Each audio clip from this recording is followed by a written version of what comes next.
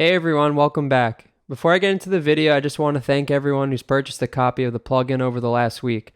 The reception has been overwhelmingly positive and I'm extremely grateful. I'm not sure if you saw the announcement last Friday, but we're running a contest to showcase what's possible with the plugin. There's more information about this on the InnerOcean website, but basically the 4-track needs to be the main element in the song. We're open to all genres and styles and we'll be picking our 10 favorite submissions to release on a limited run cassette tape. Now back to the video. I stumbled upon a trick last week that I wanted to share. The 4-track's buffers are all stereo, and this got me thinking that you could effectively double the number of samples in the device at any given time by having different audio on the left and right channels. I think this has a lot of potential, so I'm going to go over how to create your audio tracks and how I set up the MIDI track that the device is on.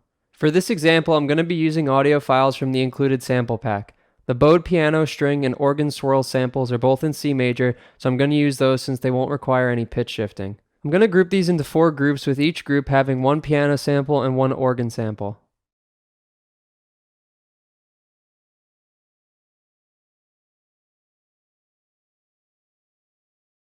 Now I'll deactivate all of them except for the first group. The next step is to set up the panning. For consistency, I'll be panning the organ right and the piano left for all of the groups.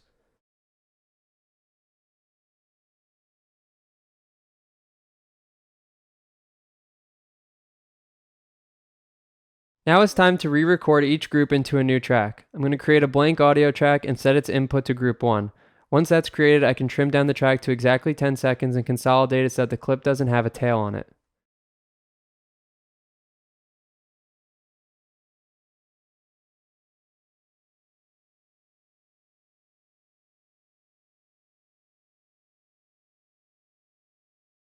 I'll now repeat that process for the other tracks, and once that's done, I can drop all 4 clips into the 4-track.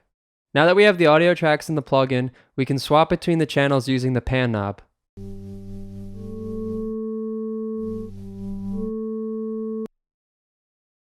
The only problem with this is that the audio will only be coming out of the left or right channel. The way I get around this is by using the Ableton utility device. You can enable mono on it to force the output to mono.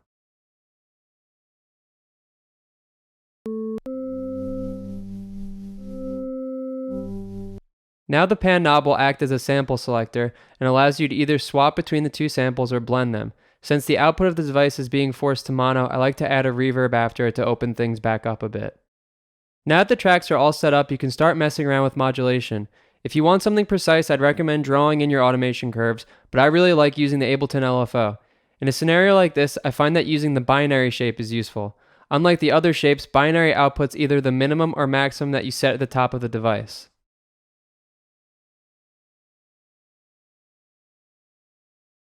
This allows you to flip between full left pan and full right pan with no blending.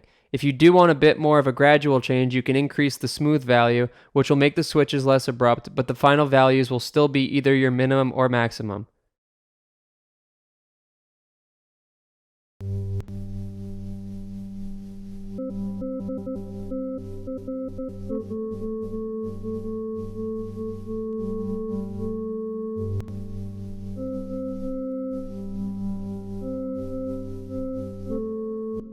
This is also a great case for using survey, which will allow you to step sequence the pan if you want to cut the randomness out of the equation. Now I've set one of these LFOs on each of the pans and I'll let you hear what that sounds like.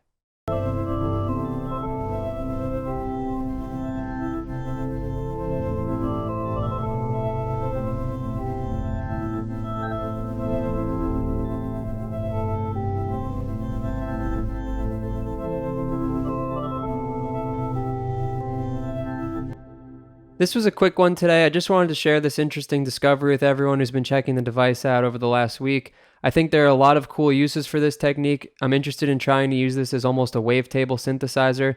You could have 2 different waveforms on the left and right channels and use the pan to blend between them while automating the pitch shift to create different chords. That's all I've got for today. As always, thank you for watching and I'll see you next time.